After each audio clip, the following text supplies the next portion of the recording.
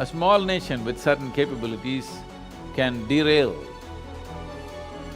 the process of administration, businesses, banks, everything with a certain skill.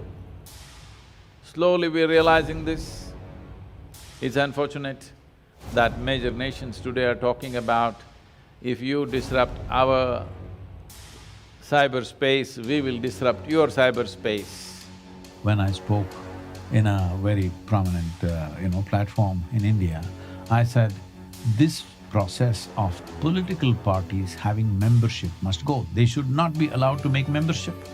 Because I am a member of this party, I'm anyway going to vote for them, no matter what the hell they do.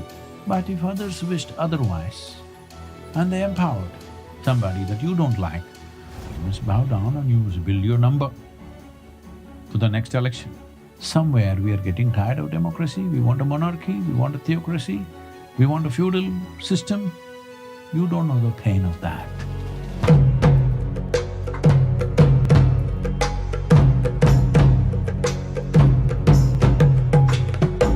Hello.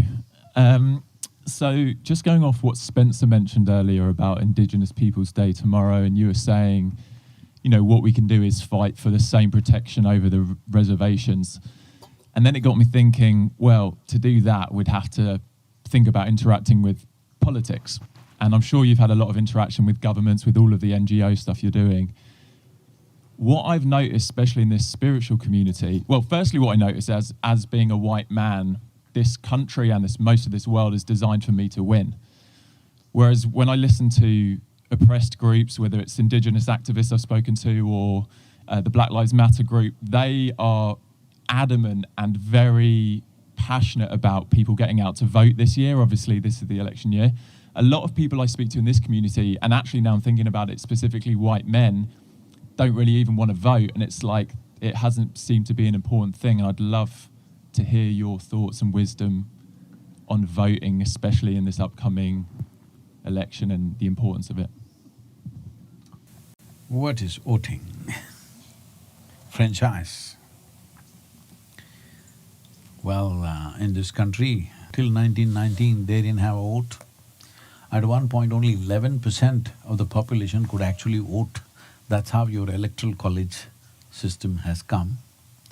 And probably till 60s, the African Americans could not vote, indigenous people could not vote till whatever date. Today, all of it is leveled. In a way, at least in the eyes of law, everybody is equal, everybody has equal opportunity. This is very important. Socially, still it may not be all equal, because that takes a long time. In every society, there are inequalities of various kinds. This is not unique to America. This is everywhere. People who have strength will try to put somebody down, always. This has been unfortunate history of humanity. But the important thing is, by law, you make everybody equal to start with. I think this country has come to that place where by law, everybody is equal. In enforcement, in social prejudice, there are still many things to be fixed. So once by law it is leveled, the most important aspect of a democratic society is that you have a franchise. You may be white, black, yellow or blue, you have only one vote, all right? Hello? You have only one vote. Because of your skin color or the size of your brain or because of your hairstyle, you don't get two, you get only one. So this must be exercised with utmost responsibility, because what democracy means is, in this country 4 years, in India it's 5 years, some places it's 6 years.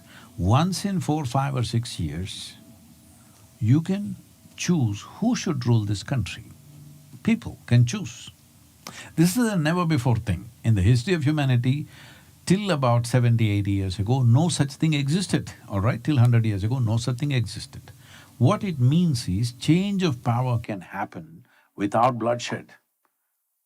Never ever has it happened. Change of power has never happened without bloodletting on the streets. It is only now this is possible.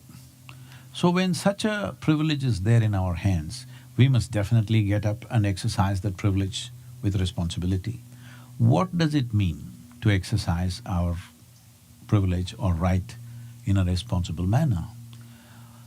I see a very distressing tendency in this country, in India. It is happening almost everywhere in the world now. People have already identified to which party or to which something they belong. This is like tribal identity. So what you want is again a feudalistic way of governance. Why, already you are fixed. Whether they do good or bad, you'll only vote for this person or this party or that party. This must go. Just a few months ago, when I spoke in a very prominent, platform in India, I said, this process of political parties having membership must go. They should not be allowed to make membership. Because I am a member of this party, I'm anyway going to vote for them, no matter what the hell they do. Every time when the opportunity comes, we must look from our own intelligence. We may not be perfect in our assessment, but today there's enough information what they have done in the last 4 years. So you must look from your intelligence, from your choices, and you must choose individually. That's why it's a secret ballot, But already you have declared, I'm this party or that party. What is the point of giving you a secret ballot?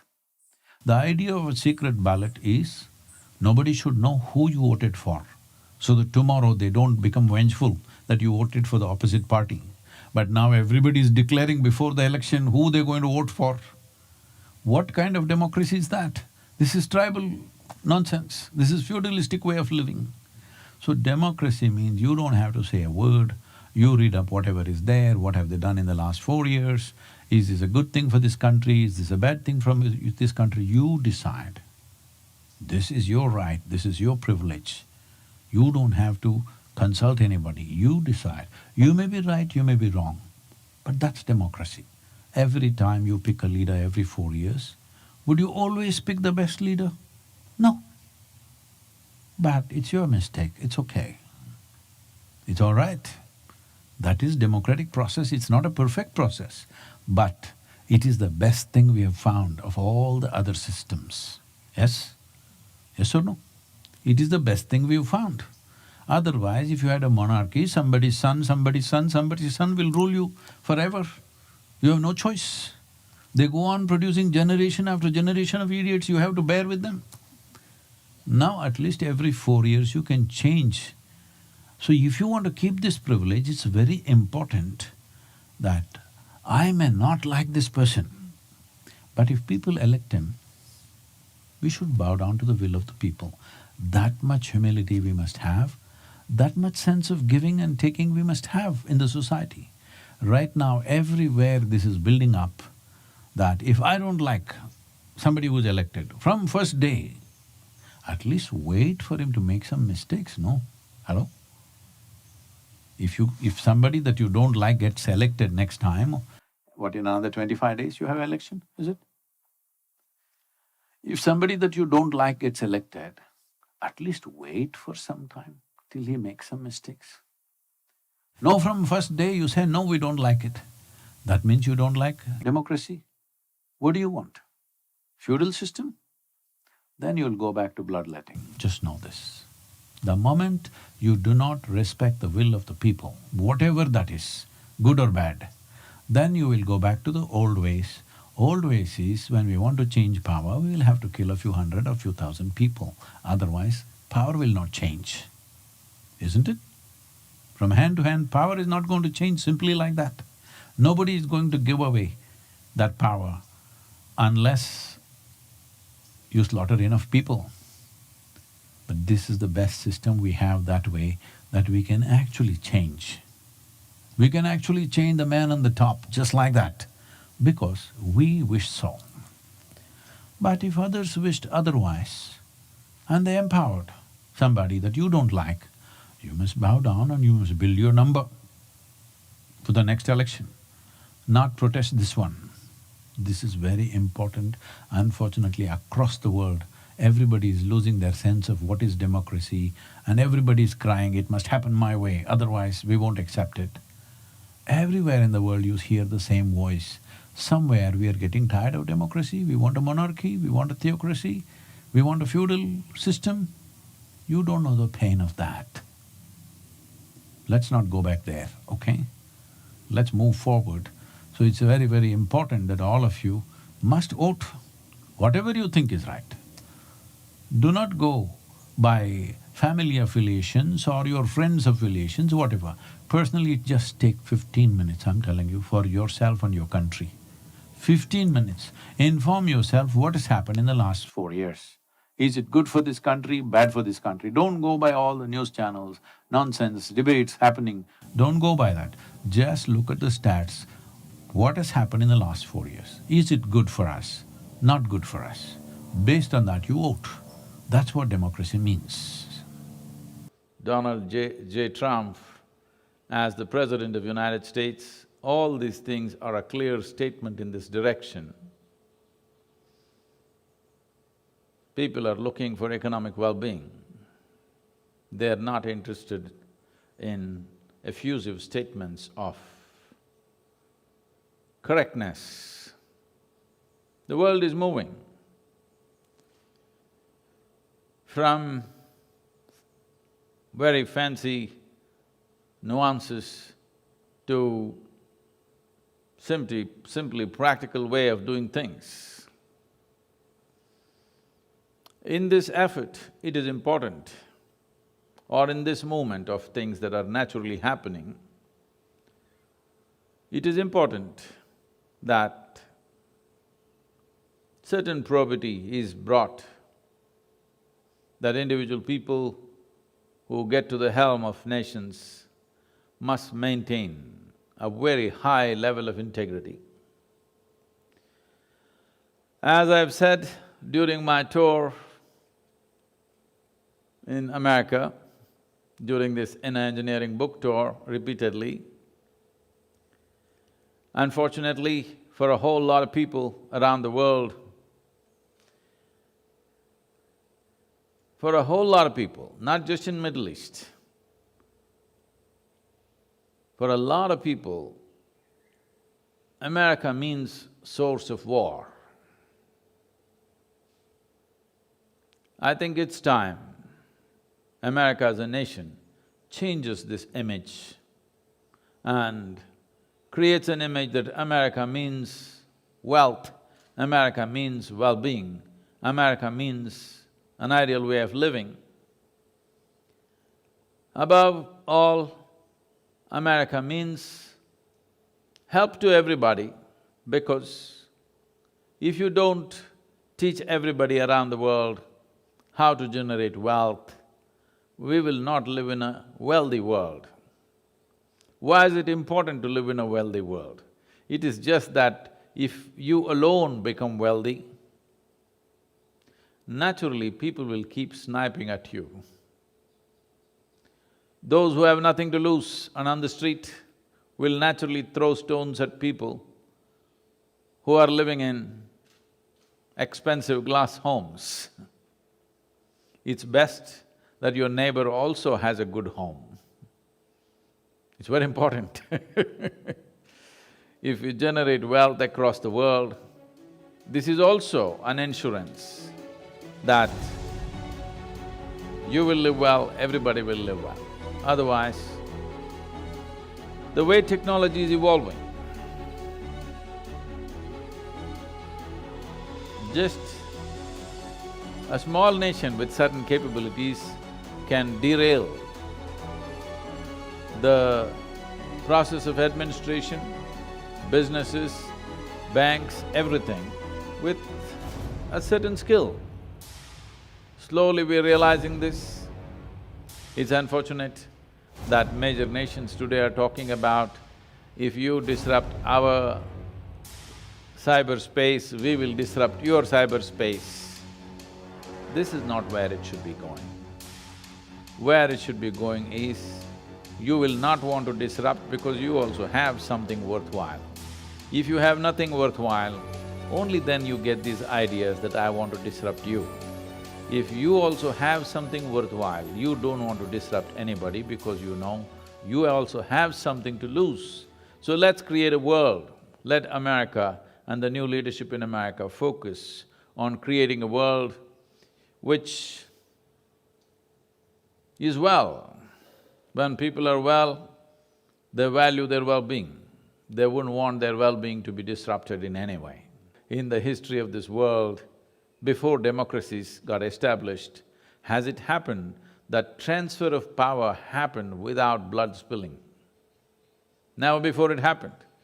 This is the most beautiful aspect of democracy, that doesn't matter. There is a time to fight and there is a time to work together. It needs there's something spiritual about this, I'm saying. Here are a few facts about Donald Trump. Real estate and branding. Before his presidency, Donald Trump was primarily known as a real estate mogul and the face of Trump Organization.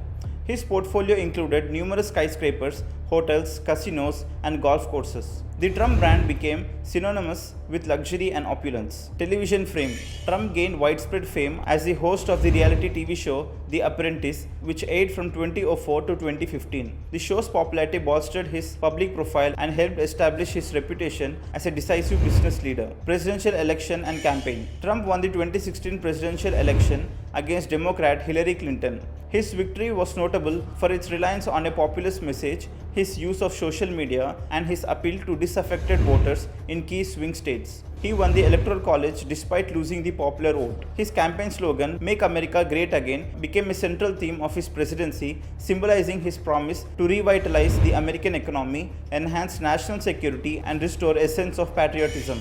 Controversial policies and actions. Trump's administration implemented strict immigration policies, including the travel ban on several predominantly Muslim countries, heightened border security, and the zero-tolerance policy that led to family separations at the southern border. He initiated a trade war with China, imposing tariffs on Chinese goods to address trade imbalances and intellectual property theft. His administration also renegotiated NAFTA, resulting in the United States-Mexico-Canada agreement. Impeachments and legal challenges. First, impeachment.